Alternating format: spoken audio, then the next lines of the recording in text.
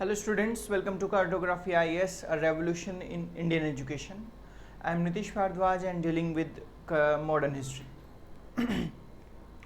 पिछली क्लास में हम लोग बात करके आए थे कि विद्रोह किस प्रकार से उत्पन्न हुए। छोटे छोटे विद्रोह को हम लोगों ने देखा था, जैसे सन्यासी विद्रोह देखा था, नील विद्रोह देखा था, संथाल विद्रोह देखा था।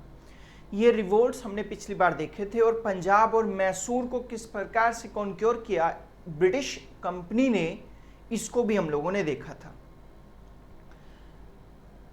मैं पिछली क्लास में आप लोगों को वायदा करके आया था कि विद्रोह उत्पन्न होने की प्रवृत्ति इतनी ज़्यादा क्यों बढ़ती जा रही है। यह 1857 का विद्रोह जब मैं आपको पढ़ाऊंगा तो उससे पहले मैं आपको बताऊंगा कि यहाँ पर विद्रोह की प्रवृत्ति इतनी उत्पन्न क्यों हो रही है। तो सबसे पहले हम लोग चर्चा करते हैं कि विद्रोह की प्रवृत्ति इतनी ज़्यादा क्यों बढ़ती चली जा रही है, उसके क्या कारण हो सकते हैं। आइए,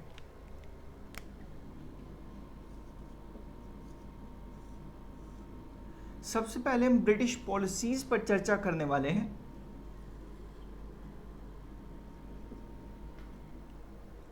यहीं से ही आपको थोड़ा सा सार मिलेगा कि किस प्रकार से 1857 का जो विद्रोह हुआ वो क्यों हुआ, या दूसरे अनेक जो विद्रोह हो रहे थे वो क्यों हो रहे थे।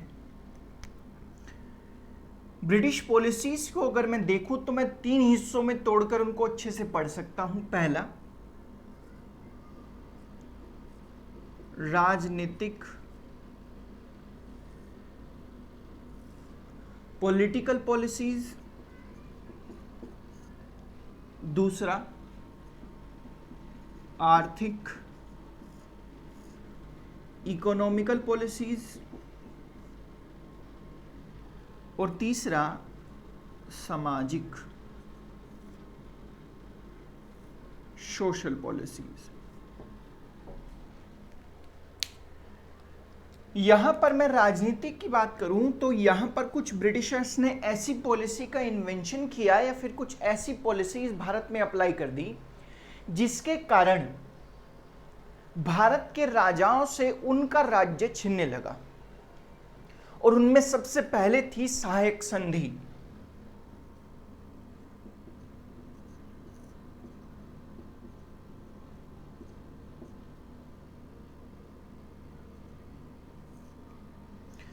दूसरी थी डॉक्ट्रिन ऑफ लेप्स, अर्थात गोद लेने की प्रथा की समाप्ति, व्यापगत का सिद्धांत या हड़प नीति इसको हम कह सकते हैं।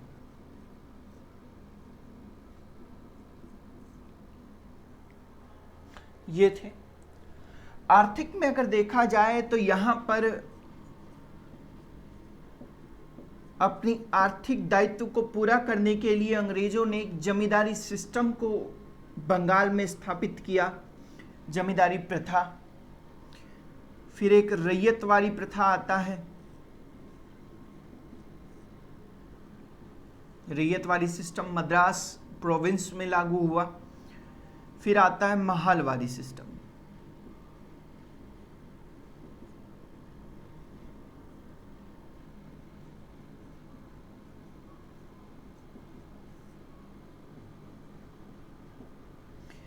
ये महालवारी रेस्ट ऑफ इंडिया में लागू हुआ। सामाजिक में क्या क्या था, तो यहां पर सती सिस्टम पर प्रतिबंध लगाना, बैन या प्रतिबंध,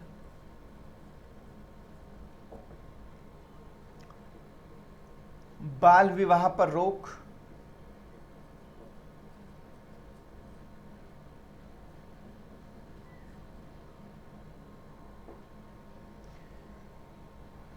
एजुकेशन सिस्टम तैयार करना।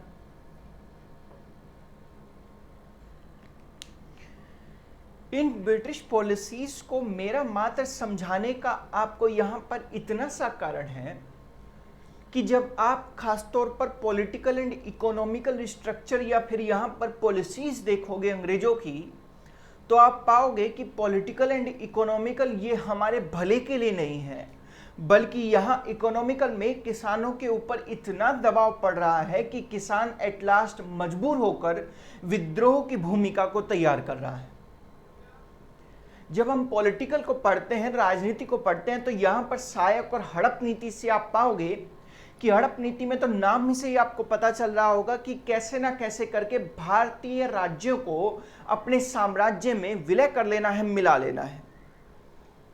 एक तरफ आप देख रहे थे कि आक्रमण करके तो राज्य को मिलाया ही जा रहा था, दूसरी तरफ आप पा रहे होंगे कि यहां पर सहायक संधि और हड़प नीति के जरिए से भी अपने साम्राज्य में विलय का कार्य अंग्रेज बड़ी बाखूबी से और बड़ी तेजी से कर रहे हैं। तो हम इस चार्ट को समझने की कोशिश करते हैं। 1857 की क्रांति के परिप्रेक्ष्य में समझाऊंगा मैं आपको, एक तो राजनीतिक, एक आर्थिक दृश्य से मैं आपको समझाने की कोशिश करूंगा। सबसे पहले हम लोग समझते हैं सहायक संधि को।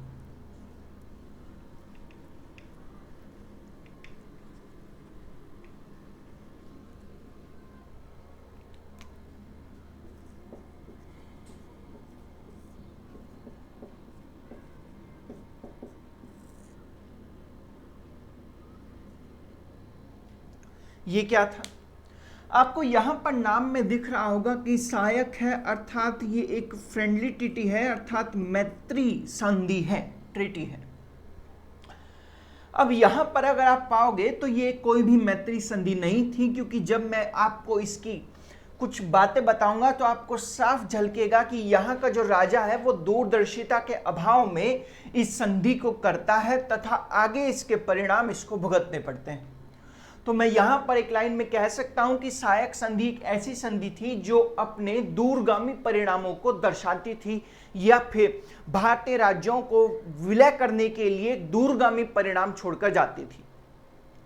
हालांकि इसके बारे में अगर मैं चर्चा करूं तो सबसे पहले ये एक ब्रिटिश के लिए इंप्लीमेंट नहीं की थी, भारत में सबसे पहले ये इंप्लीमेंट की गई है एक फ्रांसीसी द्वारा, और जिनका नाम था डुप्ले।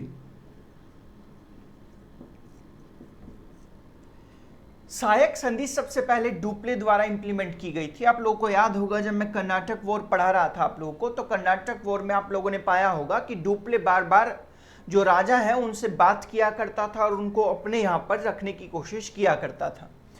आपने याद होगा तो वहां पर नासिर जंग,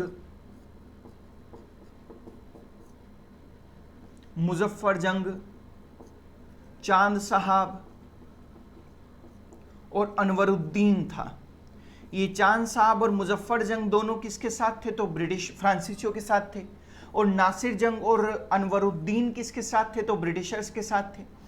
इसने सबसे पहले इनके बीच में संधि करवा ली थी और अपने साथ इनसे संधि कर ली थी, जिसे सहायक संधि का नाम दिया गया है आगे चलकर। तो कर्नाटक वॉर में आप लोगों ने पाया होगा, सहायक संधि को एक बार देखा होगा। तो सबसे पहले सहायक संधि की शुरुआत कौन करता है? तो डुप्ले करता है। इसलिए इसको द फादर ऑफ सहायक संधि इसको कहा जाता है, सहायक संधि के जनक, या फिर इसको पिता के रूप में हम लोग देखते हैं इसका। ठीक है। यहां पर ब्रिटिशर्स में देखें तो लॉर्ड वेलेस्ली,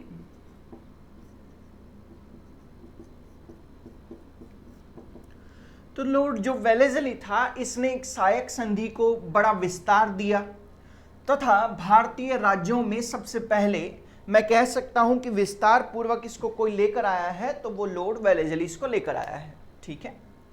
यहां तक तो हुई हमारी कुछ खास बातें जो आपके पेपर से सीधी जुड़ी हुई है, जैसे कि इसके जनक किसे कहा जाएगा? तो डुप्ले को, लेकिन शुरुआत ब्रिटिशर्स की तरफ से ज्यादातर कौन करता है, फैलाव कौन करता है इसका? तो लॉर्ड वेलेस्ली करता है। ठीक है। अब हम बात आते हैं कि ये सहायक संधि किस प्रकार से हमारे लिए नुकसानदेह थी। देखिए, सबसे पहली अगर मैं इसकी शर्त बताऊं तो सबसे पहली ये शर्त होती थी कि जो राज्य है उस राज्य के जितने भी विदेशी मामले हैं वो सारे के सारे राज्य के राजा के हाथ में न होकर किसके हाथ में रहेंगे? तो ब्रिटिश कंपनी के हाथ में रहेंगे।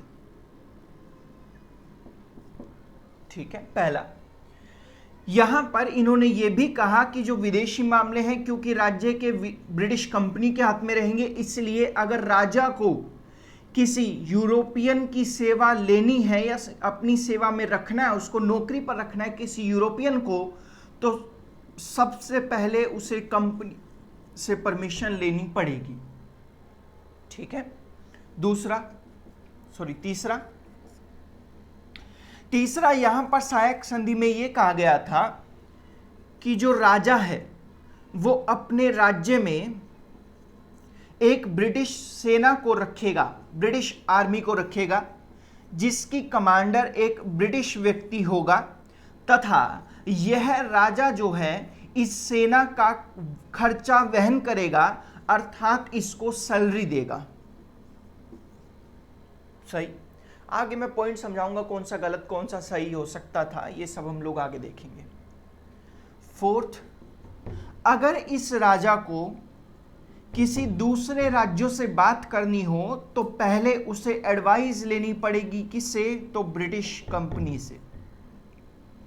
और पांचवा यह था मात्र एक लालच के पीछे, पांचवा यह था कि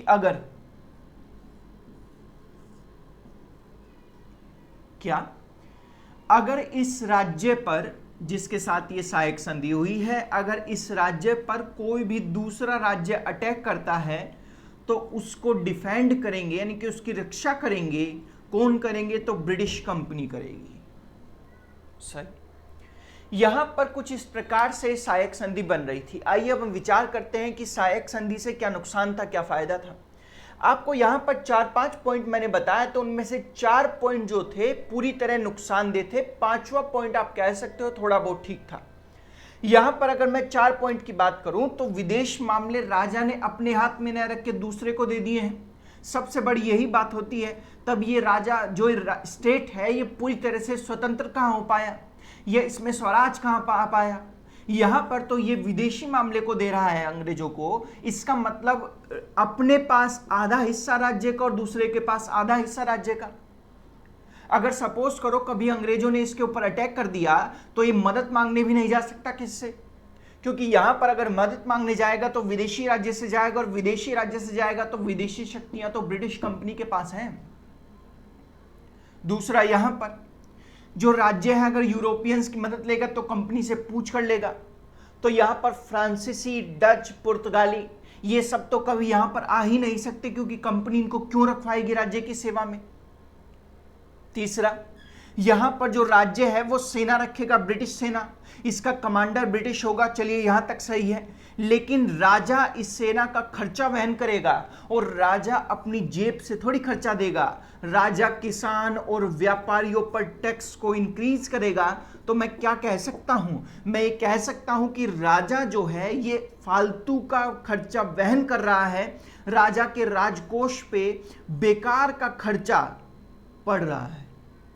और ये जो खर्चा है, ये जो व्यय है, ये सीधा किसके पास जाएगा? किसान और व्यापारियों के बीच में। तो मैं कह सकता था कि यहां पर किसान और व्यापारियों की हालत आगे चलकर खराब होने वाली है। यहां पर व्यापारी और किसान को लगेगा कि राजा की वजह से हमारी हालत खराब हो रही है। ठीक है,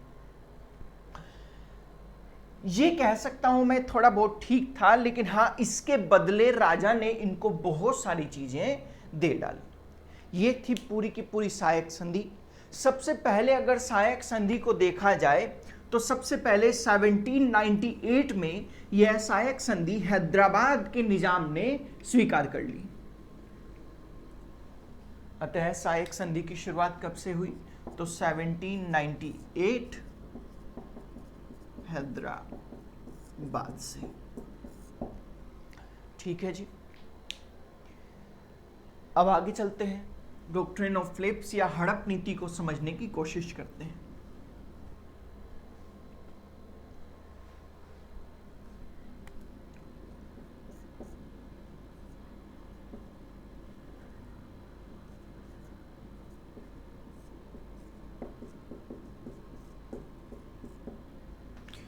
आपने सभी ने नाम सुना होगा लॉर्ड डलहौजी का।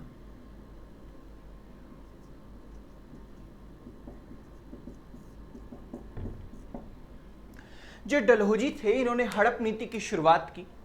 और हड़प नीति की शुरुआत किस प्रकार से की गई? लॉर्ड डलहौजी का मानना यह था कि किसी भी राज्य में या भारत में ही ले लो तो 3 तरह की रियासतें हैं। किस प्रकार की रियासतें हैं according to the Lord Dalhousie, हमारे अकॉर्डिंग नहीं है, ये डलहौजी के अकॉर्डिंग है। लॉर्ड डलहौजी कहता था कि पहली वे रियासतें हैं जो कभी मुगलों के या मराठाओं के अधीन नहीं रही तथा वे कर भी नहीं देती हैं, पहली रियासतें वे। दूसरी रियासतें वे जो मुगलों के और मराठाओं के अधीन हैं, दूसरी रियासतें वे।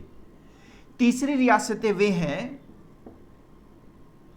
जो अंग्रेजों ने जिनको जीवित किया है, अर्थात वे रियासतें जो अंग्रेजी महत्वता को अपने ऊपर रखती हैं तथा अंग्रेजों को कर देने की बात कहती हैं।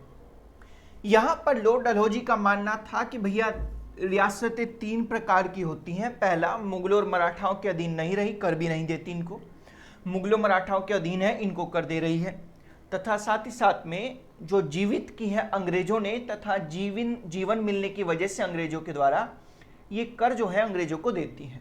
ठीक है, यहां पर ऐसा इनका मानना था। लॉर्ड डलहौजी ये कहता है कि अगर मुगलों और मराठाओं ने इसी प्रकार से कार्य किया तो यहाँ के लोग, जो भारत के लोग हैं, वे आधुनिकता की ओर नहीं जा पाएंगे, पिछड़ जाएंगे संसार से। इसलिए लॉर्ड डलहौजी का मानना था कि मुगलों और मराठाओं को यहाँ पर होना ही नहीं चाहिए। सही, इसलिए ये तीनों रियासतों पर अपनी नजर रखता है। ये तो पहले से ही अंग्रेजों के पास थी। अब भाई साहब यहाँ पर लॉर्ड डलहौजी अपनी नजर रखता है और इन रियासतों को हड़पने की कोशिश करता है। इसलिए इस नीति को क्या कहते हैं? हड़प नीति कहते हैं। ठीक है, ये किस प्रकार से, खैर इसमें जो रास्ते थे वो लॉर्ड डलहौजी ने बहुत सारे निकाले थे।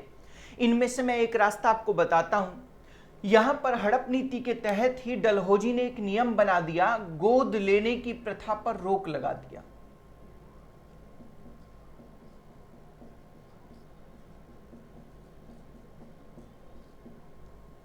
अब गोद लेने की प्रथा पर रोक लगाते हुए कहा इसने कि अगर किसी राजा रानी का खुद का बच्चा नहीं है तो वो अपना बच्चा गोद नहीं ले सकते, और अगर गोद ले भी लिया है तो वो आगे चलकर राजा का उत्तराधिकारी नहीं बनेगा। यानी आज से उत्तराधिकारी नहीं होगा तो गद्दी किसकी होगी? ब्रिटिश कंपनी की होगी। वो राज्य किसका होगा? तो ब्रिटिश कंपनी का होगा।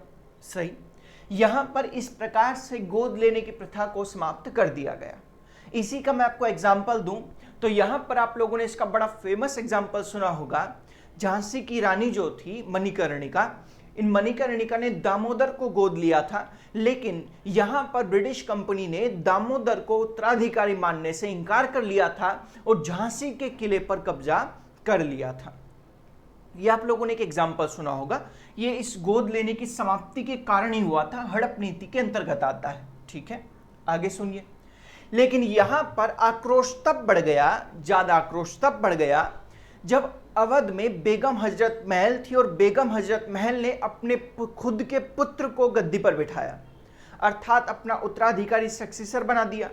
हालांकि नाबालिग था, मैं मानता हूं, लेकिन लॉर्ड डलहौजी ने वहां पर उसके ऊपर आरोप लगाया कि ये नाबालिग है, इसलिए यहां पर सही से गवर्नमेंट नहीं चला सकता, इस वजह से आज से हम अवध को अपने कब्जे में लेंगे।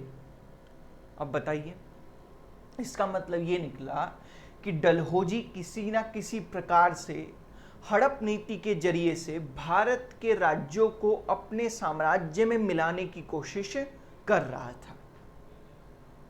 अगर मैं इसकी शुरुआत कहूं तो इसकी शुरुआत होती है 1848 से, और कहां से? सतारा से। 1853 में ये झांसी में भी पहुंच गए। इसी प्रकार से यहां पर हड़प नीति इस प्रकार से फैलती रही तथा अंततः यहां पर आक्रोश निकल कर आएगा 1857 के विद्रोह के रूप में। क्योंकि आप सहायक संधि देख रहे हो और सहायक संधि विदेशी मामले यानी उस राज्य का संपर्क जो है दूसरे राज्यों से कट गया है। अगर उस राज्य का संपर्क दूसरे राज्यों से कट जाएगा तो इसका मतलब सीधा सीधा ये निकला कि वो राज्य कभी दूसरे राज्यों से मदद मांग ही नहीं सकता है। और अगर ब्रिटिश दूसरे की सहायता से लेकर उसके ऊपर हमला कर देंगे तो ये राजा क्या काम करेगा। और ऐसा एक बार नहीं बहुत बार हुआ है।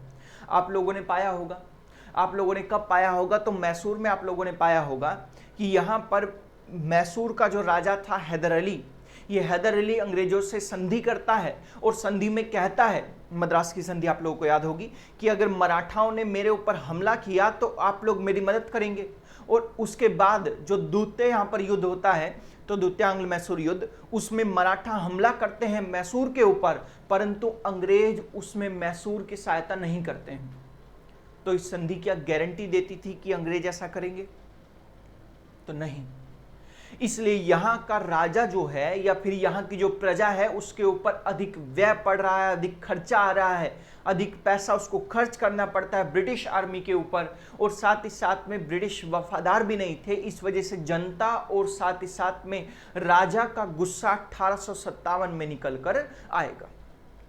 दूसरी रही सही कसर अगर पॉलिटिकल में मैं देखूं तो लॉर्ड डलहौजी द्वारा हड़प नीति पूरी कर देती है, क्योंकि हड़प नीति जैसे तैसे चित्त भी मेरी और पट भी मेरी करके यहां पर उनके राज्यों, जो देसी रियासतें हैं, उनके राज्यों को अपने यहां पर हड़पना चाहती है, अपने साम्राज्य में मिलाना चाहती है। तो इसका मतलब यह निकला कि दो पॉलिटिकल नीतियां कुछ इस प्रकार बनाई गई कि भारत में इन्होंने 1857 के विद्रोह को जन्म दे दिया। मैं आप लोगों को ब्रिटिश पॉलिसीज पढ़ा रहा था, लेकिन धीरे धीरे हम ब्रिटिश पॉलिसीज से ट्रांसफर हो गए कि 1857 की जो विद्रोह हैं उसके कारण क्या बने। तो अगर आपसे पूछा जाए कि पॉलिटिकल कारण क्या थे, तो आप पॉलिटिकल कारण में कह सकते हो कि सहायक संधि और हड़प नीति दो मुख्य कारण थे जिससे 1857 का विद्रोह हुआ। मैं आप लोगों को अन्य कारण भी बताऊंगा, लेकिन अभी दो कारण हम लोगों ने देखे हैं। आगे मैंने यहां पर लिखा था इकोनॉमिकल में जमींदारी सिस्टम, थोड़ा ऊपर लिख लेते हैं।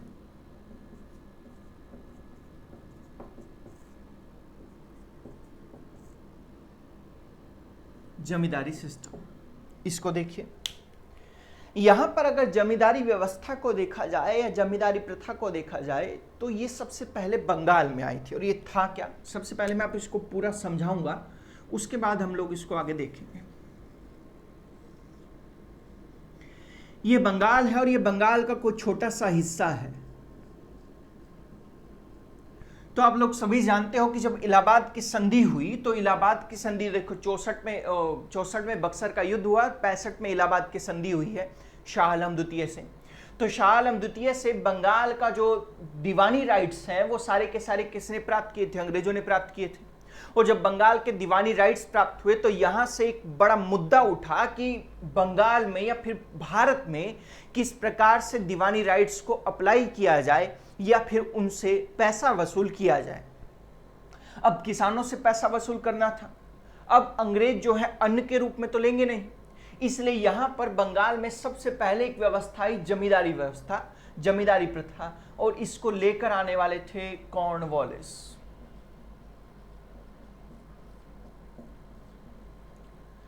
ये कॉर्नवालिस का भी देखा जाए तो ये अमेरिका में अगर देखें तो ये अमेरिका के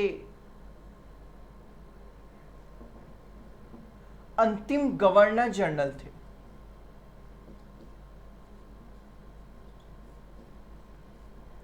लेकिन उसके बावजूद भी कॉर्नवालिस को भारत में उच्च पद पर भेज दिया गया।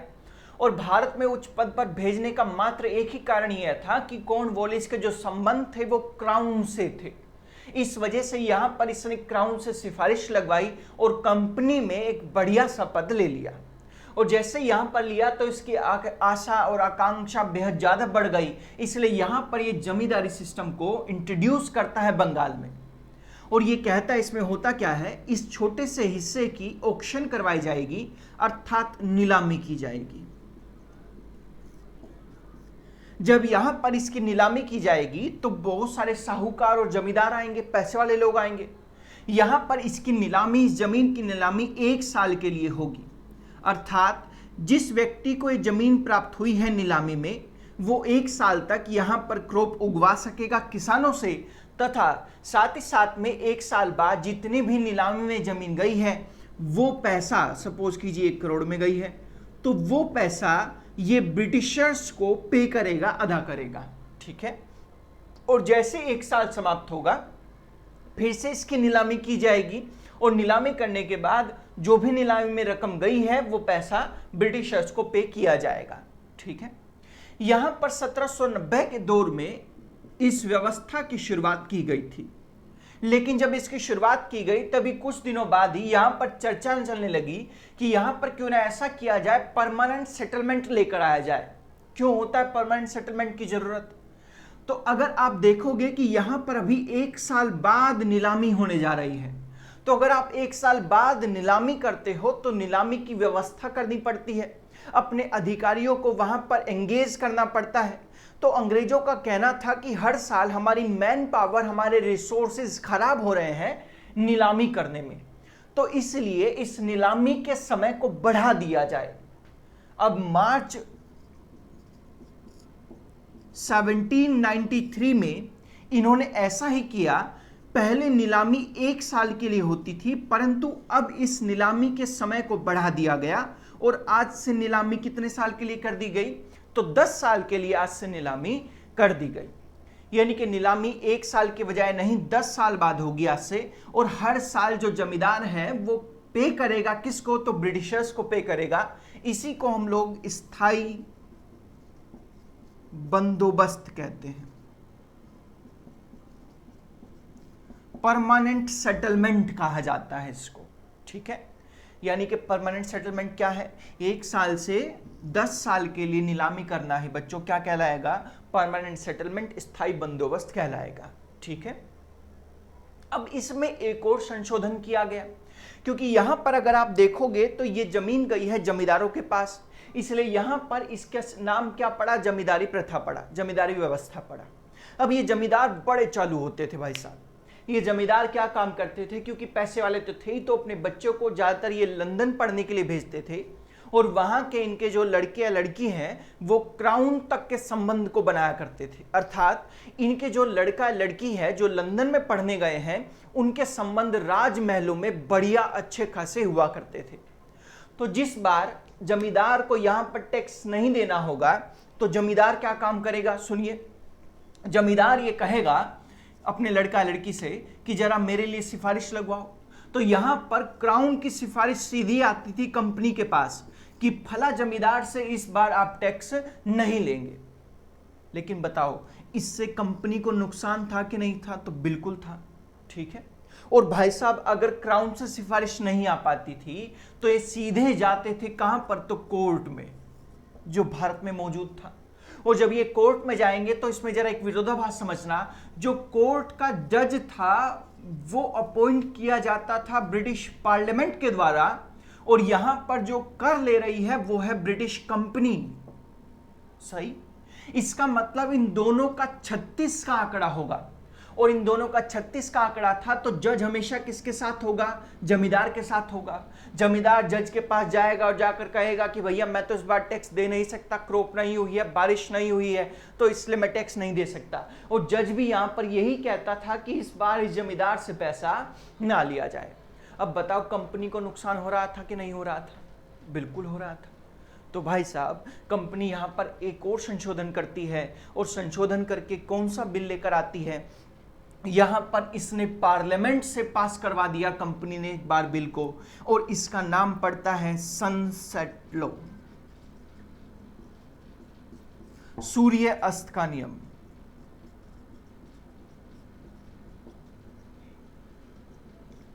क्या है सूर्यास्त का नियम?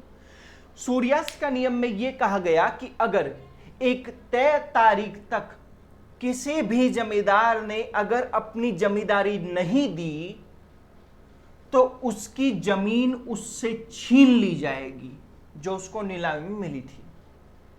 साथ ही साथ में यहां पर यह भी अधिकार होगा कंपनी के पास, या जमींदार से यह अधिकार छीन लिया गया है कि वो इसके खिलाफ कभी भी कोर्ट में नहीं जा सकता। अब बताओ, यहां पर कोर्ट में जाने का अधिकार छीन लिया गया है। सही, किसानों के ऊपर एक्स्ट्रा भार पड़ रहा है, बिल्कुल पड़ रहा है, क्योंकि अगर आप पाओगे, मैं इसके कुछ दोषों के बारे में चर्चा करता हूं। अगर आप पाओगे कि पहले 1 साल के लिए हो रहा था और 1 साल में भी लगभग 2 बार क्रॉप हो जाता है, ठीक है। अगर 1 साल में 2 बार क्रॉप हो रहा है तो यहां पर पानी की व्यवस्था कितनी बढ़िया है। सबसे पहले ये सिंचाई व्यवस्था। दूसरा, चलो मैं मान लेता हूं कि 1 साल में सिंचाई की व्यवस्था बेहतर होगी, परंतु हर साल क्या इसी प्रकार से मॉनसून आएगा जिस प्रकार से पहले आता था? तो नहीं, क्योंकि मॉनसून में वेरिएशन होता है, अलग अलग ढंग से आता है हर बार। तो इस प्रकार से मैं कह सकता हूं कि हर बार यहां पर मॉनसून नहीं आएगा पिछले बार जैसा, इस वजह से यहां पर क्रॉप बेहतर नहीं होगी। और क्रॉप बेहतर नहीं होगी तो किसान टैक्स कहां से दे पाएगा, ये जमींदारी कहां से दे पाएगा? इस वजह से अंतिम भार किसके ऊपर आकर गिर गया? तो किसानों के ऊपर आकर गिर गया है, ठीक है। यहां से जितने भी जमींदारों से उनकी जमींदारी छीन ली गई, वे जमींदार भी किसानों से ब्रिटिशर्स कंपनी से बेहद नाराज हो गए।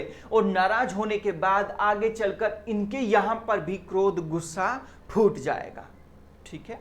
तो आपको कुछ समझ में आने लगा होगा कि राजाओं का गुस्सा क्यों बढ़ रहा था कंपनी के खिलाफ, और साथ ही साथ में किसानों का भी गुस्सा क्यों बढ़ रहा था कंपनी के खिलाफ, ठीक है। हालांकि जमींदारी व्यवस्था बंगाल में आई थी, आगे चलकर रैयतवारी व्यवस्था मद्रास में आई। और यहां पर पहले आप लोगों को मैंने बताया था कि नीलामी होती थी जमीन की, और नीलामी होके ये जमीन जमींदार को मिलती थी, ठीक है। लेकिन आज से यहां पर इस जमीन को किसान को देने लगे ये लोग, यानी जो ब्रिटिश कंपनी है, रैयतवारी व्यवस्था में ये जमीन किसान को जाने लगी। तथा किसान से टैक्स वसूल करने के लिए रैयतवारी व्यवस्था में मुनरो ने स्टार्ट की थी। किसान से टैक्स वसूल करने के लिए रैयतवारी व्यवस्था में हर एक डिस्ट्रिक्ट में लेखपाल की नियुक्ति कर दी गई। तो कृषि लेखपाल की नियुक्ति किस व्यवस्था में की गई? तो रैयतवारी व्यवस्था में की गई। और यहां पर इस रैयतवारी व्यवस्था को चलाने के लिए प्रमुख व्यक्ति का नाम मुनरो आता है, ठीक है। जैसे कि वहां पर कॉर्नवालिस इसको इंट्रोड्यूस करता है, इसी प्रकार से यहां पर मुनरो भी इसको इंट्रोड्यूस करता है। बड़ा सिंपल सा थ्योरी है, सुनिए जरा। किसानों से टैक्स लिया जा रहा है अंग्रेजों द्वारा, लेकिन अंग्रेजों ने एक बिचौलिए को रखा है जिसका नाम है जमींदार। तो मुनरो एक इकोनॉमिस्ट था, एक अर्थशास्त्री था। इसने कहा कि अगर मैं बिचौलिए को हटा दूं तो इसका मतलब किसानों से सीधा टैक्स लूंगा तो ज्यादा टैक्स आएगा कि नहीं आएगा। तो यहां पर बिल्कुल सेम यही काम हो रहा था, ठीक है। महल का क्या मतलब होता है? तो महल का अर्थ होता है बच्चों, महल का मतलब होता है एक ग्रुप, पंचायत कहो आप उसे। जैसे आपने महल का छत्ता देखा होगा, अर्थात यहां पर एक ग्रुप से मतलब होता है महल का। तो किसानों से टैक्स लिया जाएगा महलवारी में भी, रेस्ट ऑफ इंडिया में, यानी कि मद्रास प्रोविंस में आप रैयतवारी सिस्टम चला रहे हो, बंगाल में आप लोग जमींदारी सिस्टम को चला रहे हो, लेकिन जो बचा हुआ भारत है उसमें आप लोग महलवारी सिस्टम को चलाओगे। और इस महलवारी सिस्टम में यहाँ पर एक पंचायत या एक ग्रुप जो है वो टैक्स इकट्ठा करती थी और सीधा किसको पहुंचाया करती थी? तो ब्रिटिशर्स को पहुंचाया करती थी, ठीक है। यहां पर अगर आप रैयतवारी और महलवारी के संबंध से समझोगे तो आप पाओगे कि ये भी इतनी बढ़िया से नहीं चल पाई जितना कि इनको चलना चाहिए था। अर्थात मैं इन पॉलिसीज को पढ़ के कह सकता हूं कि 1857 या तथा अन्य विद्रोहों के अन्य कारण यह थे। सबसे पहला अगर मैं प्रशासनिक या राजनीतिक कारण देखूं तो राजनीतिक में यह था, यहां पर सहायक संधि और हड़प नीति के द्वारा राज्यों को अपने साम्राज्य में कंपनी के साम्राज्य में मिलाया जा रहा था। इस वजह से यहां पर लोगों का विद्रोह उत्पन्न हो गया। साथ ही साथ में अगर मैं आर्थिक कारण देखूं तो आर्थिक में जमींदारी, रैयतवारी, महलवारी व्यवस्था ब्रिटिश कंपनी सही से नहीं चला पाई तथा किसानों का दोहन लगातार होता रहा, जिससे कि किसान नाराज हुए तथा 1857 के विद्रोह में हिस्सेदारी उन्होंने कर ली। आगे इसके बाद मैं प्रशासनिक यानी कि राजनीतिक और आर्थिक कारण, पॉलिटिकल रीजन और इकोनॉमिकल रीजन आपको समझा चुका हूं। अब हम समझते हैं सैन्य कारण।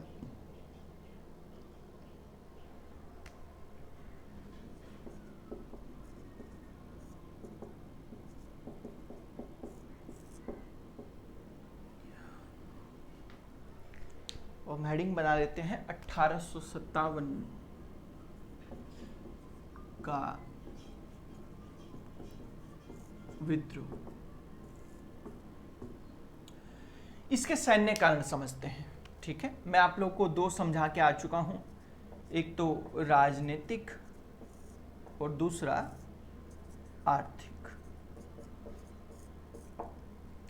सैन्य कारण को समझो जरा आप लोग। यहां पर 3 प्रोविंस थे, आप लोगों को पता भी होगा, बॉम्बे प्रोविंस, मद्रास प्रोविंस और बंगाल प्रोविंस।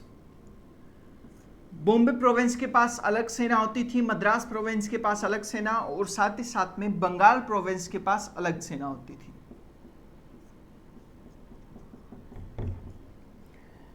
अगर आप यहां पर बॉम्बे प्रोविंस और मद्रास प्रोविंस को देखोगे तो इसमें मिली जुली सेना होती थी, यानी कि हर प्रांतों का इसमें व्यक्ति आप लोगों को मिल जाएगा। परंतु बंगाल प्रोविंस के साथ एक बढ़िया बात क्या थी, बंगाल प्रोविंस में जो सेना होती थी वो ज्यादातर गंगा के मैदानी इलाकों से आती थी, और इनमें भी ज्यादातर ब्राह्मण और राजपूत हुआ करते थे। खेतीहर ब्राह्मण और राजपूत ज्यादातर बंगाल प्रोविंस की सेना में, यानी ब्रिटिश कंपनी की सेना में हुआ करते थे। ठीक है, अब यहां पर ये हिंदू धर्म को मानने वाले हैं और दूसरे मुस्लिम धर्म के लोग थे इसमें। ठीक है, अब 1857 का विद्रोह उत्पन्न होने का कारण आप लोग को यहां से समझ में आएगा। ये उस टाइम का, यानी कि जब उसी समय 1857 के टाइम पर ये सब घटनाएं घटित हो रही थी, उसी के आसपास। ये तो आपने पीछे का देखा काफी। 1840 में यहाँ की कंपनी को लगने लगा कि अब हमको आधुनिक बनाना पड़ेगा अपने सैनिकों को भी, इसलिए आधुनिक वाधुनिक कुछ नहीं था, ऐवे फेंक रहे थे बस। 1840 में इन्होंने क्या काम किया, आज से यहां पर यह लागू कर दिया कि हर एक सैनिक को आज से किसी बाहरी देश में जाना पड़ेगा और बाहरी देश में जाकर आप लोगों को ट्रेनिंग करनी पड़ेगी। सही। अब यहां पर अगर आप देख पा रहे होंगे तो बंगाल में ब्राह्मण और राजपूत ज्यादा हैं यहां पर सेना में, और ब्राह्मणों में ऐसा कहा जाता था उस समय पर, अगर आपने समुद्र पार कर लिया तो आपकी जाति समाप्त हो जाएगी, खत्म हो जाएगी। इसका मतलब यहां पर यह निकला कि 1840 में जब ये अधिनियम आ गया या फिर जब ये एक्ट आ गया, किस बात का, कि आप लोगों को समुद्र पार करके किसी और जगह पर और देश में ट्रेनिंग लेना पड़ेगा, तो इसका मतलब सीधा सीधा सा ये निकला कि यहां पर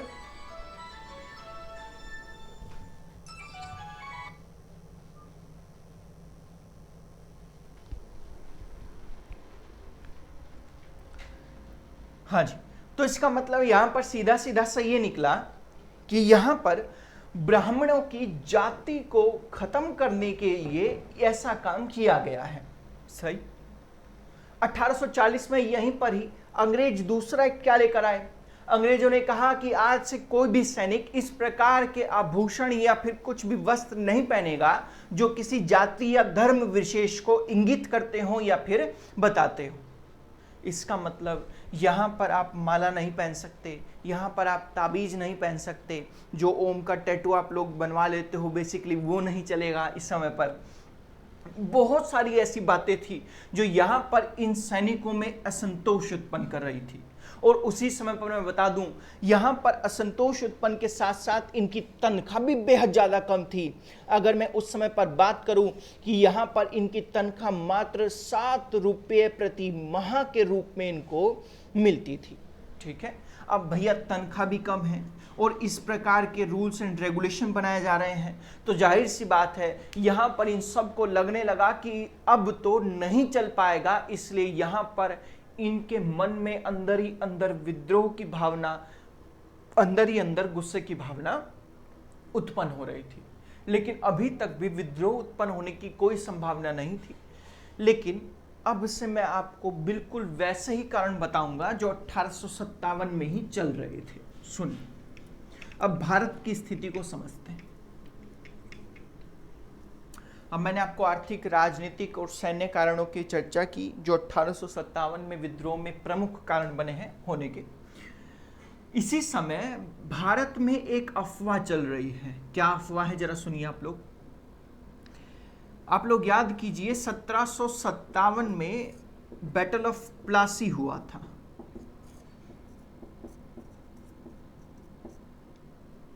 और अब आ गया है 1857। तो यहां पर खैर कोरी अफवाह थी ये।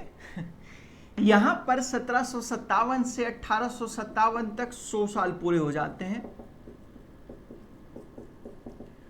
भारतीय लोगों के बीच में ये अफवाहें बहुत तेजी से दौड़ रही थी कि कंपनी का कार्यकाल शुरू हुआ है 1757 में प्लासी के युद्ध के बाद, और कंपनी का कार्यकाल 100 साल बाद समाप्त हो जाएगा। यानी कब समाप्त होगा? 1857 में। इसलिए पूरे भारत में रोटी और कमल बांटा जा रहा था।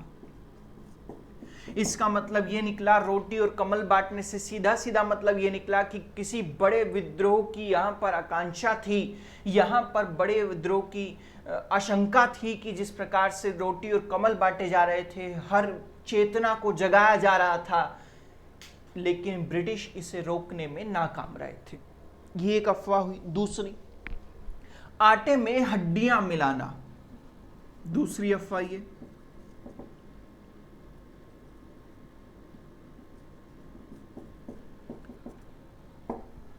पहली अफवाह यह थी कि 1757 से 1857 में 100 साल पूरे हो जाएंगे, इसलिए रोटी कमल बांटा जा रहा था। दूसरी अफवाह यह थी कि आटे में हड्डियां मिलाई जा रही हैं और हमारा धर्म भ्रष्ट किया जा रहा है। ठीक है, अब एक जरा और सुनिए आप लोग, इसके साथ साथ ही पैरेलल चलाता हूं मैं इसको।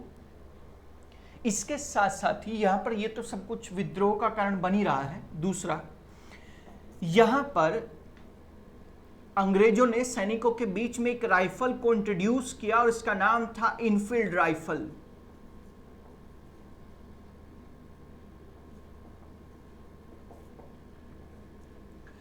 इनफील्ड राइफल में कारतूस लगाना होता था। ठीक है, सपोज क्या कारतूस था वो?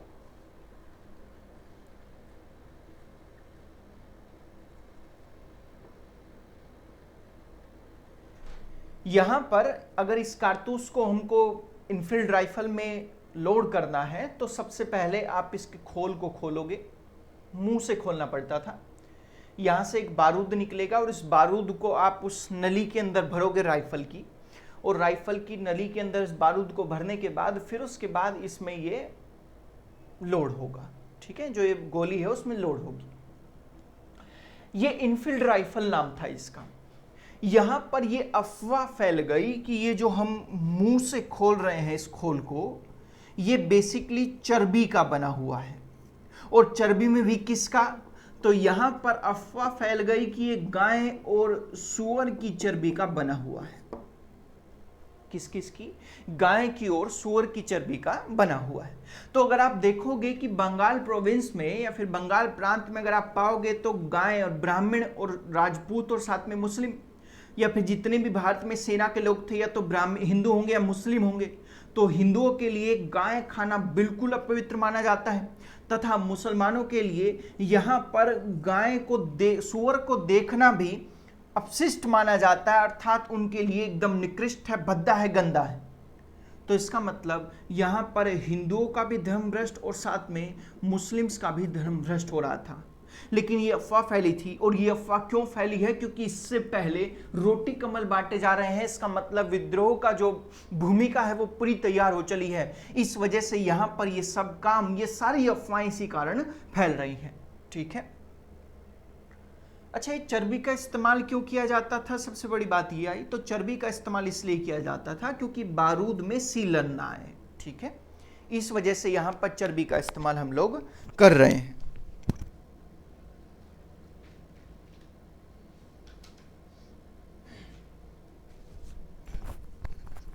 आगे देखिए, यह सब काम यहां पर शुरू हुआ। अब शुरू होने वाला है आपका 1857 के विद्रोह की प्रमुख कहानियां। ये थे कुछ कारण इसके उत्पन्न होने के। ठीक है,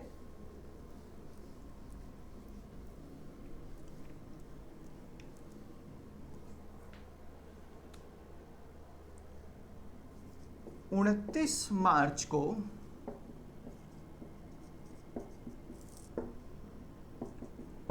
29 मार्च 1857 को मंगल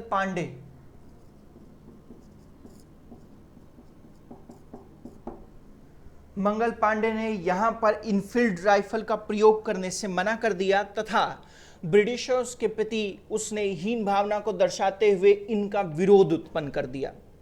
यहां पर आप लोग मानना शुरू करोगे कि 1857 की क्रांति 29 मार्च से शुरू हो गई क्योंकि मंगल पांडे ने शुरू कर दिया, तो ऐसा बिल्कुल भी नहीं। यहां पर मंगल पांडे 34वीं रेजिमेंट में काम करता था, लेकिन मंगल पांडे मात्र एक ऐसा अकेला व्यक्ति था जिसने इनफील्ड राइफल का इस्तेमाल करने से मना कर दिया था। ठीक है, इसका मानना भी यही सेम था कि हमारा धर्म भ्रष्ट होता है क्योंकि इसमें गाय और सूअर की चर्बी का इस्तेमाल किया गया है। लेकिन आगे चलकर इसको पकड़ लिया गया और पकड़ने के बाद आगे चलकर 8 अप्रैल 1857 में मंगल पांडे को फांसी दे दी गई।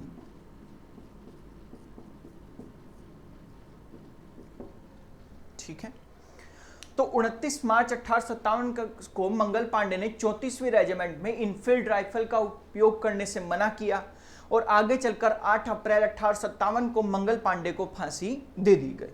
चलिए, यहीं से ही कहानी शुरू हो जाती है। अब जब इनको फांसी दी गई तो दूसरे सैनिकों को भी लगने लगा कि यार मंगल पांडे जितनी है आवाज हमको भी बुलंद करनी चाहिए, हमारा भी ब्रिटिश आर्मी जो है या फिर ब्रिटिश कंपनी जो है धर्म भ्रष्ट करने में लगी हुई है, इसलिए हमको भी अपनी आवाज को उठाना चाहिए। यहां पर इसके बाद हुआ क्या, अब विद्रोह के स्वर धीरे धीरे तेज होते चले जाएंगे। इसी बीच अगर देखें तो एक बार यहां पर फिर से 1 महीने बाद ही आप लगाओ 8 मई 1857 को 8 मई 1857 को 8 मई 1857 को एक बार फिर से मेरठ में, मेरठ छावनी की बात मैं कर रहा हूं, मेरठ छावनी में यहां पर सिपाहियों ने फिर से कह दिया कि हमको इनफील्ड राइफल का इस्तेमाल नहीं करना है और अंग्रेजों ने 8 मई को उन सिपाहियों को गिरफ्तार किया तथा 10 साल के लिए सजा सुना दी। अगर किसी भी व्यक्ति ने इनफील्ड राइफल का विरोध किया तो उसको 10 साल के लिए सजा होगी तथा उसके हथियार उससे छीन लिए जाएंगे। यहां पर जैसे उसके हथियार उससे छीन लिए गए तो यहां की जो महिलाएं थी उनको बड़ा गुस्सा आया कि हमारे पति के हथियार क्यों छीन लिए गए, ये उनकी आन बान और शान थी। अब भाई साहब यहां पर आन बान और शान की बात आ गई है, इसलिए यहां की महिलाओं ने अपने पतियों से कहा कि आप जाइए और लड़िए। यहीं से ही शुरुआत होती है विद्रोह की। 10 मई 1857 को यहां पर एक बड़ी सी टुकड़ी सिपाहियों की आई और इस सिपाहियों ने आकर मेरठ में खूब उत्पात मचाया। यहां पर अंग्रेजों को मार डाला गया, बहुत सारे अंग्रेज थे जिनको मार दिया गया। 10 मई 1857 यहां पर अंग्रेजों को मार दिया गया तथा साथ ही साथ में जो सिपाही, भारतीय सिपाही इनकी जेलों में कैद थे उनको छुड़वा लिया गया तथा मेरठ आज से ब्रिटिश फ्री जोन, यानी कि यहां पर कोई भी अंग्रेज आपको देखने को नहीं मिलेगा, ऐसा यहां पर कैंट एरिया को बना दिया गया।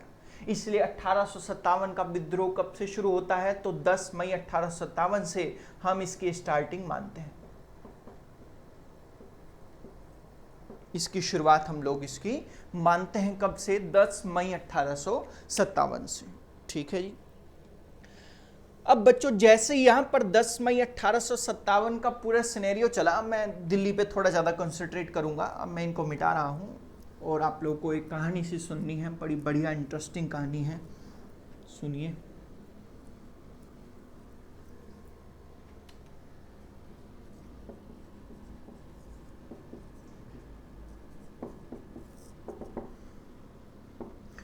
दस मई 1857 को जब यहाँ पर मेरठ में, मेरठ कैंट से क्रांतीय विद्रोह शुरू हुआ तो भारतीय सिपाही जितने भी थे अपनी पूरी की पूरी आशा लेकर 11 मई तक दिल्ली पहुंचे।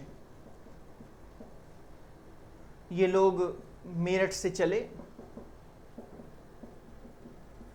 तथा 11 मई के तड़के ही, यानी कि सुबह सुबह बिल्कुल, ये दिल्ली पहुंचे।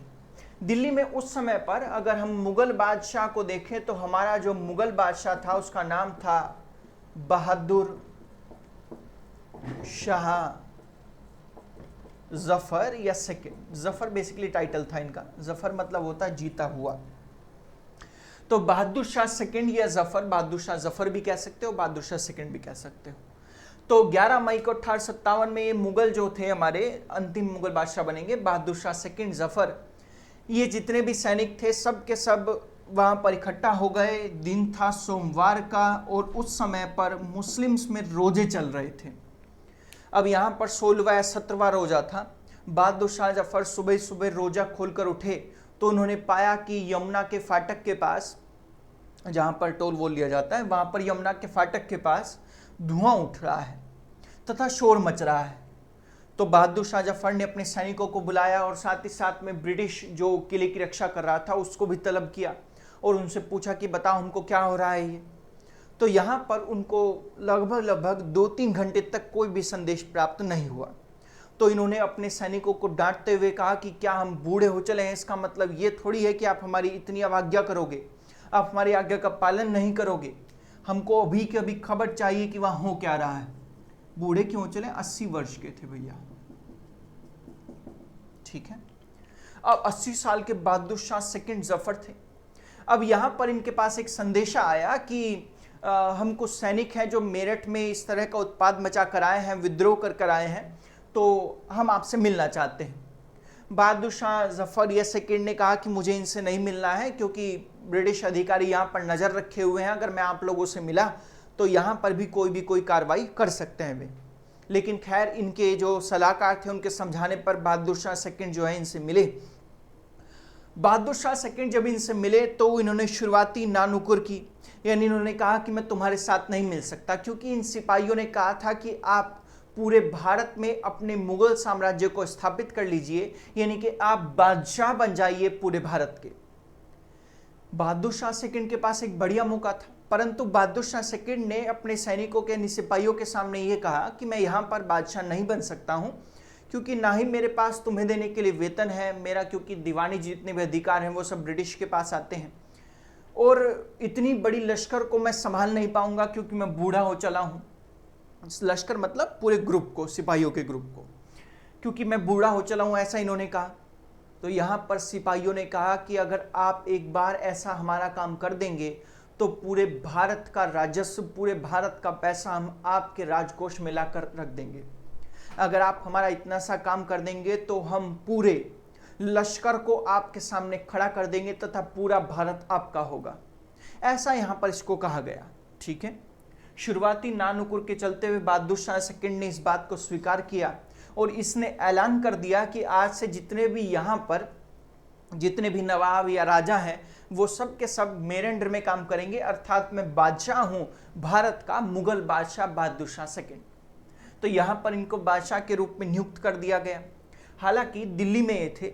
दिल्ली में हालांकि देखा जाए तो बहादुर शाह सेकंड जो है यहाँ पर फेस बन गए हैं 1857 के विद्रोह के, परंतु क्योंकि बूढ़े हो चले हैं इसलिए डायरेक्टली कोई भी यहाँ पर हिस्सेदारी नहीं करेंगे।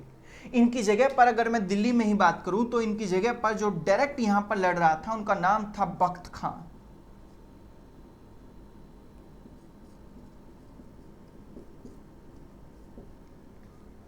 अब बहादुर शाह सेकंड जो थे ये 80 वर्ष के हो चले थे।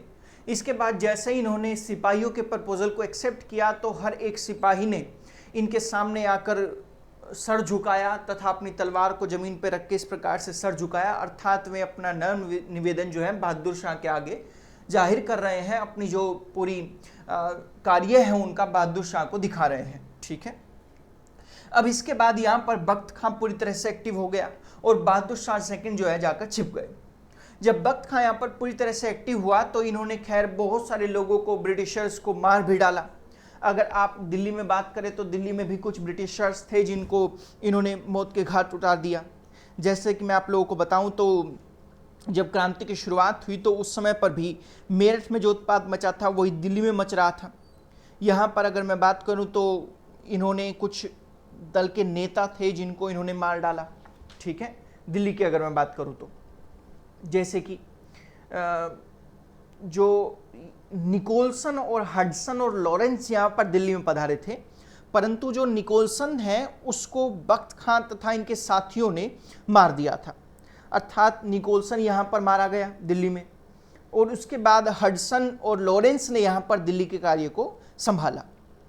अर्थात अगर मैं बात करूँ दिल्ली की तो दिल्ली में 3 अधिकारियों को यहाँ पर भेजा गया था।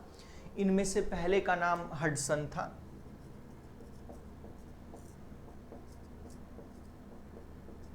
निकोलसन और लॉरेंस। निकोलसन यहां मारा गया तो बचे थे हडसन एंड लॉरेंस। आप लोगों ने नाम भी सुना होगा हडसन लेन, तो जो हडसन लेन है वो इनके नाम पर रखी गई। अब हडसन और लॉरेंस यहां पर निकोलसन क्योंकि मारे गए हैं, तो ब्रिटिशर्स के द्वारा दिल्ली में 1857 के विद्रोह को काबू करने के लिए हडसन, निकोलसन और लॉरेंस को भेजा गया। निकोलसन यहां मारे गए हैं, तो हडसन जब यहां पर पधारे तो इन्होंने पाया कि बख्त खां और बहादुर शाह सेकंड जो है, बहादुर शाह सेकंड तो यहां पर सीधे मिल नहीं रहे हैं, तो बख्त खां को अगर पकड़ लिया जाए तो दिल्ली में 1857 के विद्रोह को दबाया जा सकता है। तो हडसन सीधा मिला बहादुर शाह जफर की एक बड़ी खूबसूरत बीवी थी, बड़ा प्यार करते थे ये इनको, उनका नाम था जीनत महल।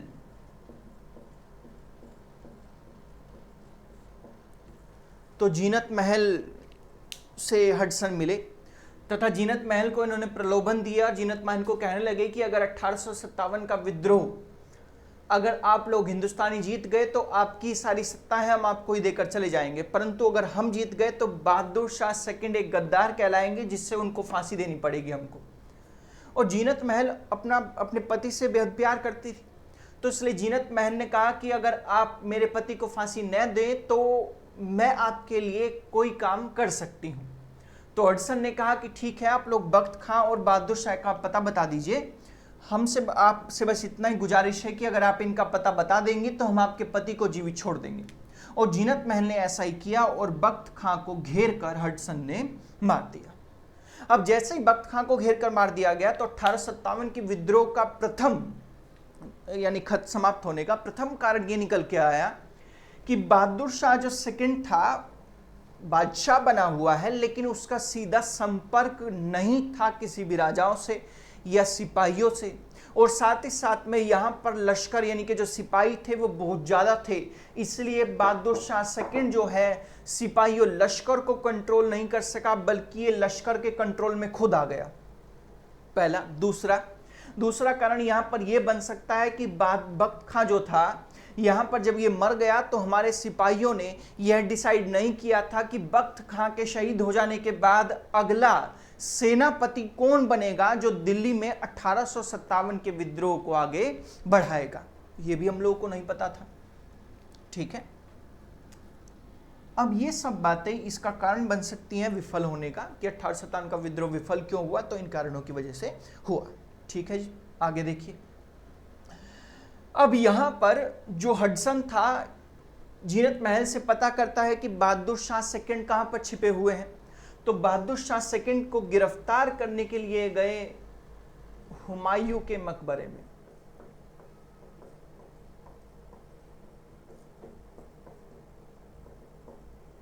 हुमायूं का मकबरा, वहां पर हुमायूं के मकबरे से बहादुर शाह सेकंड ही नहीं बल्कि इसके दो लड़के तथा एक नातिन भी इनको मिला। हुमायूं के मकबरे से बहादुर शाह सेकंड वहां पर छिपा हुआ था। तो हडसन जैसे वहां पर पहुंचा तो बहादुर शाह सेकंड, मैं आपको बता दूं, ये एक बहुत उर्दू पोएट बहुत जबरदस्त था। इसी के समय आप लोगों ने मिर्जा गालिब का नाम सुना होगा, तो गालिब जो थे वो बहादुर शाह सेकंड के टाइम के ही थे। ठीक है, अब हडसन जब ये वहां पर पहुंचा तो मैं इसको कविताओं में थोड़ा बहुत कह देता हूं। हडसन ये कहता है कि बूढ़ा हो चला है बादशाह, अब खैर मनाओ अपने जान की, ठंडी पड़ चुकी है अब तेग हिंदुस्तान की। तेग मतलब तलवार होता है।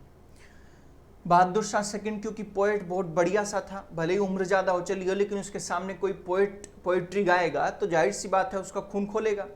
तो यहाँ पर बहादुर शाह सेकंड भी बहुत बढ़िया सी पोएट्री कहता है कि बागियों में बू रहेगी जब तलक ईमान की, तख्ते लंदन तक जाएगी तेग हिंदुस्तान की।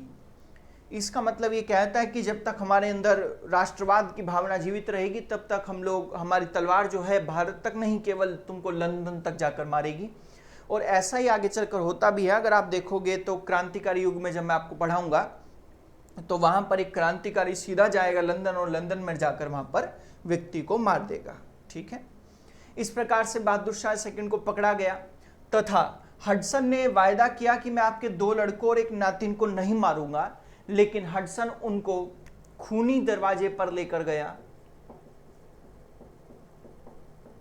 और खूनी दरवाजे पर लेकर इनके दोनों लड़कों और तथा नातिन का सर धड़ से अलग कर दिया गया तथा हडसन ने अपना वायदा जो जीनत महल और बहादुर शाह सेकंड से किया था वो नहीं निभाया। ठीक है, आगे चलकर बहादुर शाह सेकंड तथा जीनत महल को कुछ टाइम तक तो खैर लाल किले में रखा गया दिल्ली के, और आगे चलकर इनको रंगून भेज दिया गया।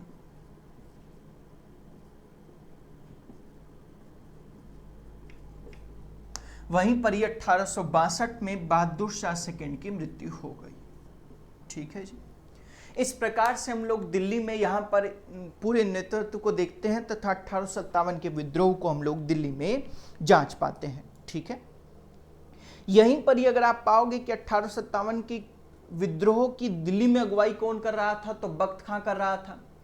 बहादुर शाह सेकंड हमारा जो है इनडायरेक्टली रूप में कार्य कर रहा था, बादशाह बना हुआ था हमारे यहाँ पर। ठीक है, इसी प्रकार से यहाँ पर नाना साहेब बाजीराव के दत्तक पुत्र थे, नाना साहेब कानपुर में कार्य कर रहे थे, और नाना साहेब ने बच्चों अपने आप को उपाधि दी थी कि मैं आज से बहादुर शाह सेकंड का पेशवा हूं। ठीक है, धोंधुमल इनका नाम था बेसिकली। जो बाजीराव सेकंड है मैं आप लोगों को पढ़ा के भी आ चुका हूं पहले, मराठाओं में और आंग्ल में। तो जो बाजीराव सेकंड है उनके दत्तक पुत्र थे धोंधुमल, या फिर नाना साहेब इनका नाम पड़ा। नाना साहेब ने अपने आप को उपाधि दी कि मैं पेशवा हूं बहादुर शाह सेकंड का, क्योंकि इनको वहां पर पूना से इनको निस्तारित करके वापस कानपुर भेज दिया गया था, इसलिए यहां पर ये कानपुर में 1857 के विद्रोह का झंडा बुलंद करते हैं। सही, इसी प्रकार झांसी में अगर आप देखोगे तो रानी लक्ष्मीबाई यहां पर अपना झंडा बुलंद करती हैं, रानी लक्ष्मीबाई मणिकर्णिका। ठीक है, तो आप अगर जो लखनऊ में देखोगे तो बेगम हजरत महल लखनऊ से अपना 1857 की विद्रोह का झंडा बुलंद करती हैं। इसी प्रकार से रोहिलखंड के अगर देखा जाए तो खान बहादुर बरेली से अपना झंडा बुलंद करते हैं। बिहार में देखा जाए तो कुंवर सिंह, और कुंवर सिंह की डेथ हो जाने के बाद अमर सिंह यहाँ पर ये अपना झंडा बुलंद करते हैं। फैजाबाद से मौलवी अहमदुल्ला, और बागपत से एक व्यक्ति का नाम आता है शामल, क्योंकि शामल जो है बागपत से एक व्यक्ति थे, इन्होंने 84 जो गांव हैं उनके मुखियाओं को और उनके लोगों को नेतृत्व करने का काम किया, आगे चलकर इनकी मृत्यु हो गई। ठीक है, तो हम लोग यहाँ पर थोड़ा सा एक चार्ट बना लेते हैं कि कौन कौन सा व्यक्ति कहाँ कहाँ से लड़ रहा था। ये तो मैं आप लोगों को केवल दिल्ली की बात बताया।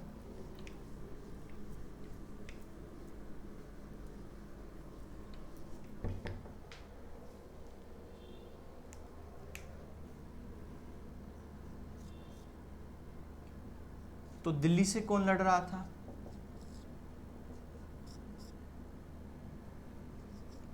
लखनऊ से,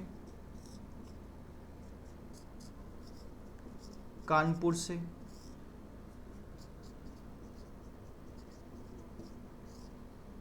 ग्वालियर से, झांसी से,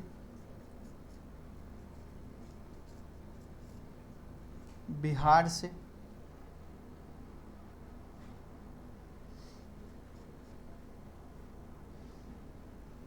बरेली से,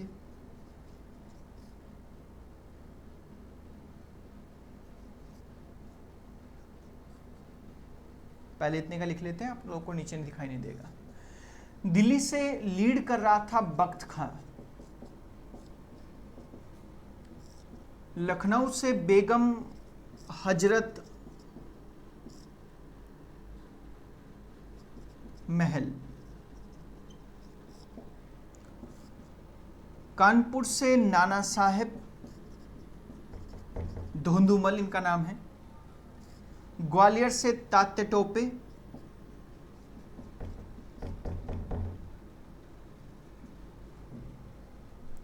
झांसी से मणिकर्णिका रानी लक्ष्मीबाई,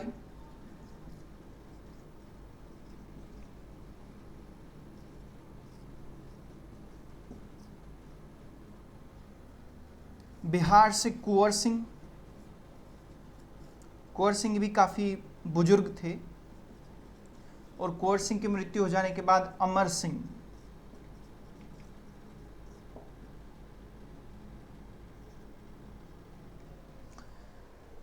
और साथ में अगर बरेली से देखा जाए तो बरेली से खान बहादुर।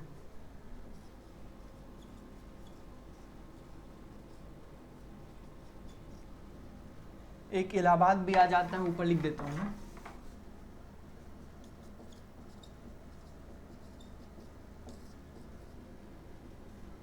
लियाकत अली।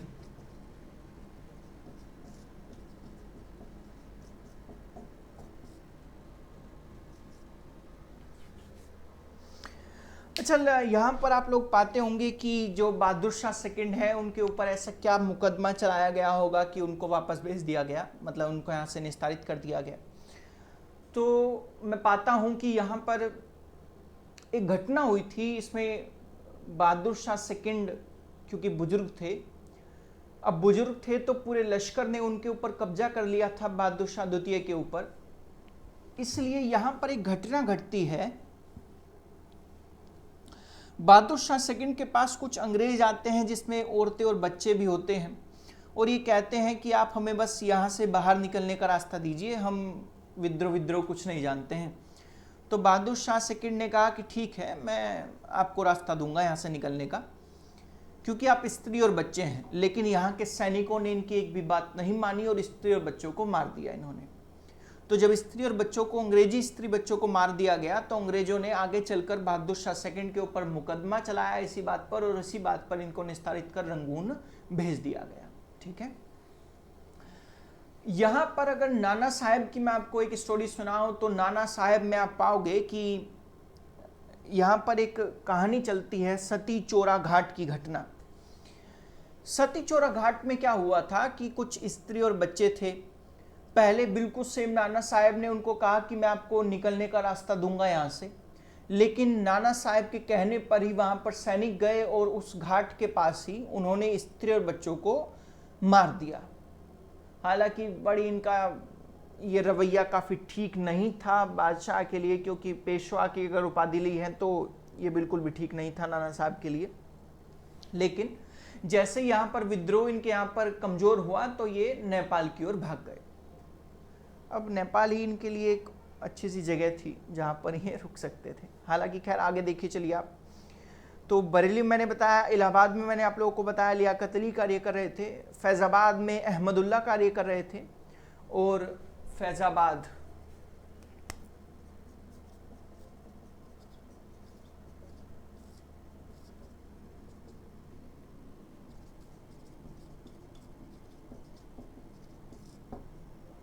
अहमदुल्ला। राजस्थान की अगर मैं बात करूं तो हरदयाल। राजस्थान से हरदयाल यहां पर कार्य कर रहे थे 1857 में, यानी कि नेतृत्व कर रहे थे।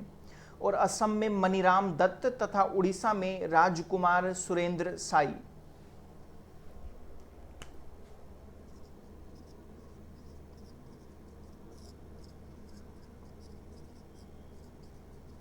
ये उड़ीसा में कार्य कर रहे थे।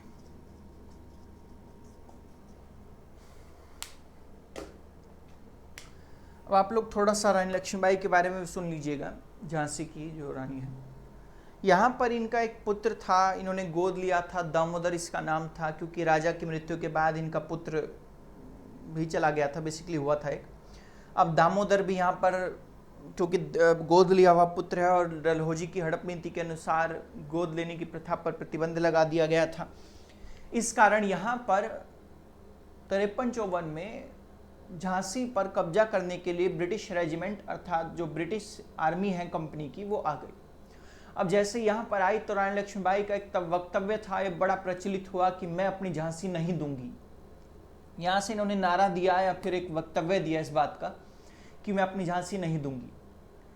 इनके लिए पुस्तकों में बहुत सारे वर्णन मिलते हैं कि खूब लड़ी मर्दानी थी, वो झांसी वाली रानी थी, बिल्कुल सेम। अगर पुस्तकों की मैं पढ़ूं तो मैं बिल्कुल ऐसे ही पाता हूं।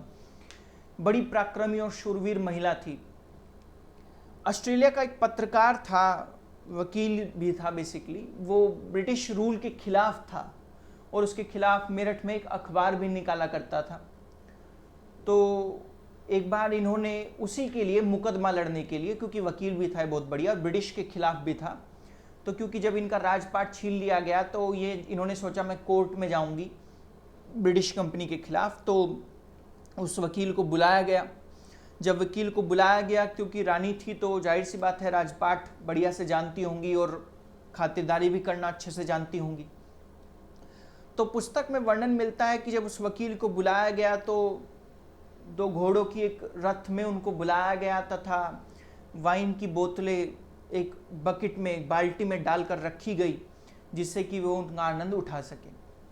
जब वे आ रहे थे तो उसी रथ में एक पंखा खेने वाला व्यक्ति को भी वहाँ पर बुलाया गया ताकि उनको हवा लगती रहे, उनको पसीना वसीना ना आए।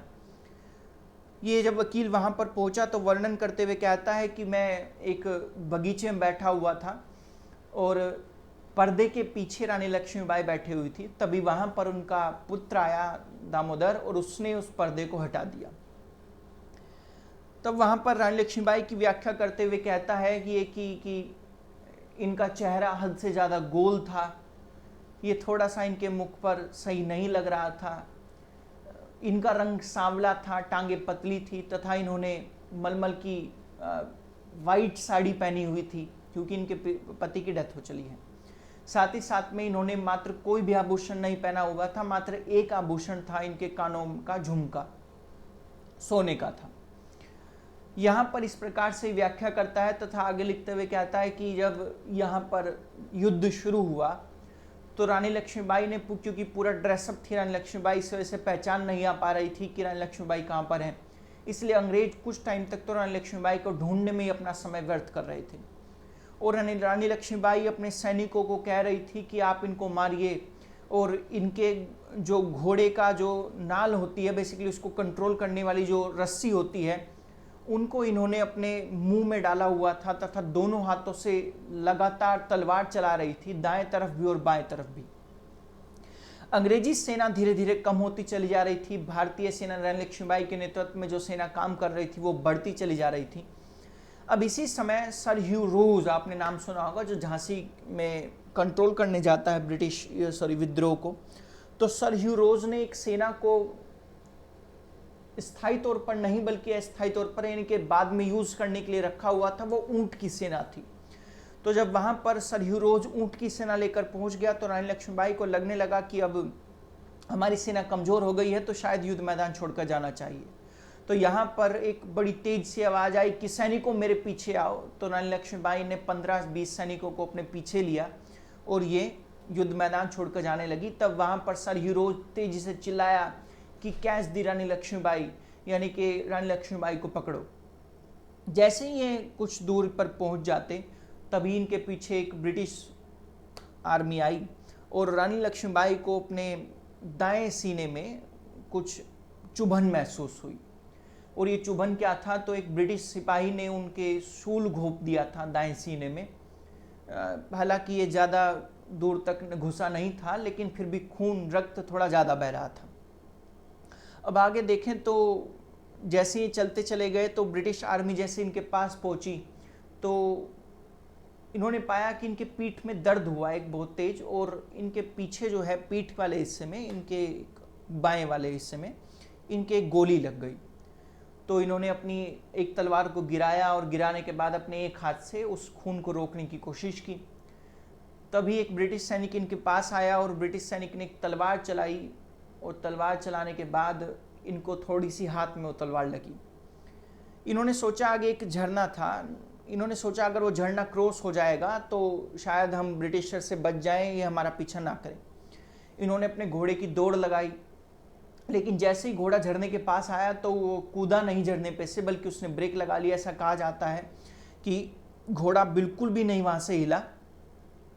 तो पीछे से जब अंग्रेजी सैनिक की रानी लक्ष्मीबाई के पास फिर से आए तो एक अंग्रेजी सैनिक ने रानी लक्ष्मीबाई के माथे पर तलवार मारी, जिसकी वजह से इनकी माथे वाला हिस्सा फट गया तथा ये एक तरह एक समान अंधी के समान हो गई। इनके कुछ सैनिक वहीं पे पास में मंदिर था, उनको लेकर गए और जो वहाँ पर मुख्य पुजारी था उस मंदिर का, जब वहाँ पर ये लेकर गए तो उन्होंने इनको लिटाया तथा अंतिम क्रिया जैसे गंगा जल होती हैं, पास में दिया जलाना होता है, तो ये सब काम किए। रानी लक्ष्मीबाई ने अपने सेनापति को अपने पुत्र को सौंपा तथा इनके गले में एक माला डली हुई थी, मोतियों की माला सफ़ेद रंग की, वो निकाल कर ये देने ही वाली थी, तभी इनकी सांसें खत्म हो गई। फिर इन्होंने अपने सेनापति को कहा था कि मुझे अंग्रेजों के हाथ नहीं मरना है, मतलब अंग्रेजों के हाथ मेरी लाश को नहीं लगने देना। तो इसलिए वहीं पर इनकी चिता का इंतजाम करवाया गया और वहीं पर इनको जला दिया गया। इस प्रकार से मैं कह सकता हूँ कि खूब बहादुरी से लड़ी थी ये रानी लक्ष्मीबाई।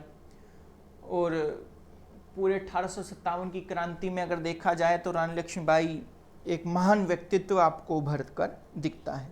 ठीक है, इस प्रकार से हम लोगों ने पाया कि अलग अलग जगह पर अलग अलग यहाँ पर 1857 के काम चल रहे हैं। लेकिन अब क्वेश्चन यह भी बनता है कि दिल्ली में कौन सा ब्रिटिश दमन करता आया था, कौन यहाँ पर संभाल रहा था? तो लखनऊ, कानपुर, फैजाबाद और बरेली। लखनऊ, कानपुर, फैजाबाद और बरेली, इन सब का अगर देखा जाए तो कैंपबेल है। कैंपबेल जैसे कि दिल्ली में हडसन आया था, वैसे ही कैंपबेल भी 1857 के विद्रोह को यहां पर दबाने के लिए आया था।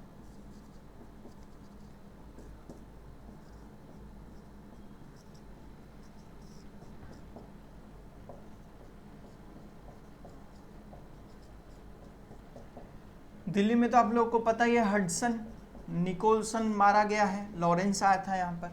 ठीक है, अगर मैं झांसी की बात करूं तो अभी अभी मैंने आप लोगों को बताया ऊंट की सेना लेकर आया था सर ह्यू रोज।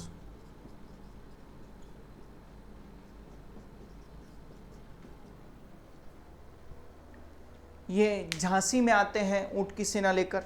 ठीक है, अब बचा हमारा बिहार, तो बिहार में विलियम टेलर आते हैं और इलाहाबाद में कर्नल नील आते हैं। टेलर, विलियम टेलर,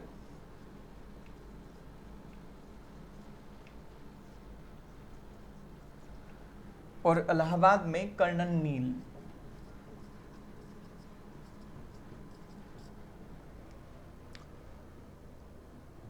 ग्वालियर में भी कैंपबेल आते हैं। ठीक है, यहां पर आप लोगों को मुख्यतः ये याद रखने हैं कि किसने कहां पर नेतृत्व किया, और इस नेतृत्व को समाप्त करने के लिए 1857 के विद्रोह को समाप्त करने के लिए वहां पर कौन कौन व्यक्ति आया। ठीक है, अब हम एक छोटी सी नजर डाल लेते हैं कि 1857 का विद्रोह विफल होने के क्या कारण थे।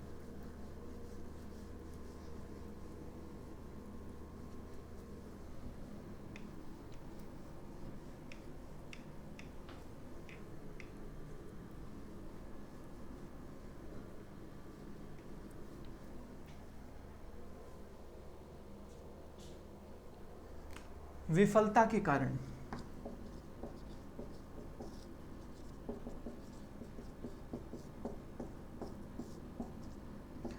सबसे पहला मैं लिख सकता हूं कि सभी वर्गों का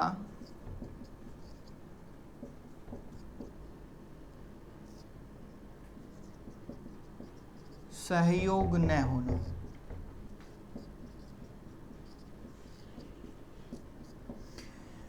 सबसे पहले तो मैं जमींदारों और साहूकारों के बारे में बात करूं तो बड़े जमींदार और बड़े साहूकारों ने इन क्रांतिकारियों का या विद्रोहियों का साथ नहीं दिया, बल्कि बड़े जमींदारों और साहूकारों ने ब्रिटिश सत्ता का साथ दिया, कंपनी का साथ दिया, क्योंकि ब्रिटिश कंपनी उनके लिए फायदेमंद महसूस हो रही थी तथा उनके व्यापार और वाणिज्य के लिए अत्यंत लाभकारी हो रही थी। इस वजह से उन्होंने साथ नहीं दिया।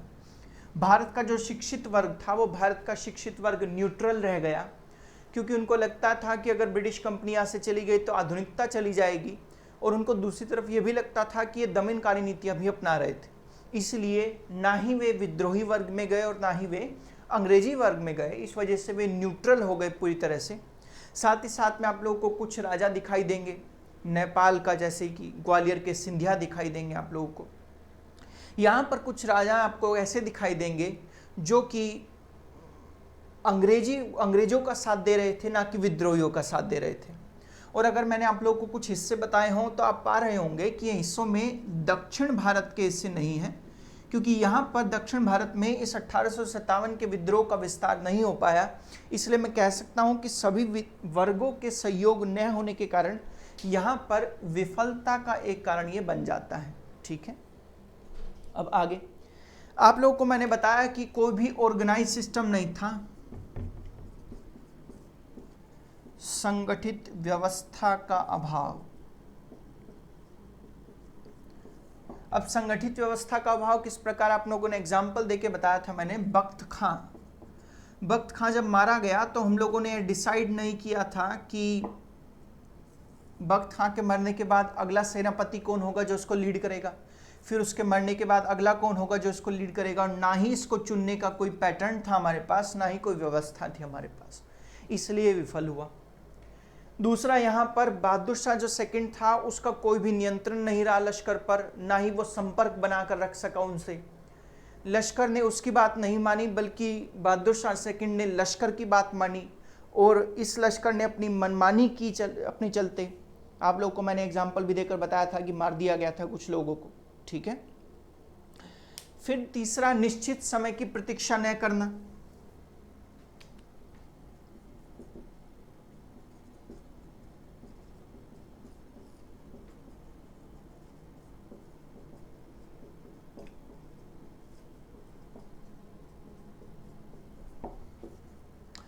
क्रांति वैसे तो स्टार्ट होनी थी 31 मई 1857 को। पूरे भारत में अगर एक साथ होती तो ज़्यादा प्रभाव पड़ता इसका, लेकिन सैनिकों ने थोड़ा जल्दबाजी दिखाई और इसको शुरुआत कर दी गई 10 मई 1857 को।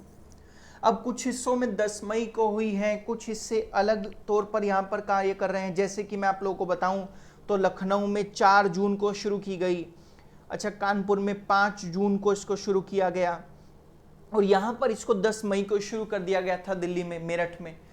और वैसे अगर तारीख देखी जाए तो 31 मई की यहाँ पर तारीख तय हुई थी। अगर 31 मई को होती तो शायद मैं कह सकता था कि क्रांति थोड़ी सही भी रह पाती, क्योंकि पूरे देश में एक साथ फैलती तो अंग्रेज़ों को शायद कंट्रोल करने में ज़्यादा मेहनत करनी पड़ती। लेकिन यहाँ पर 10 मई की शुरुआत हुई, इसलिए अंग्रेज़ों को अलग अलग क्षेत्रों में इसको कंट्रोल करने के लिए अत्यधिक टाइम मिल गया। ठीक है,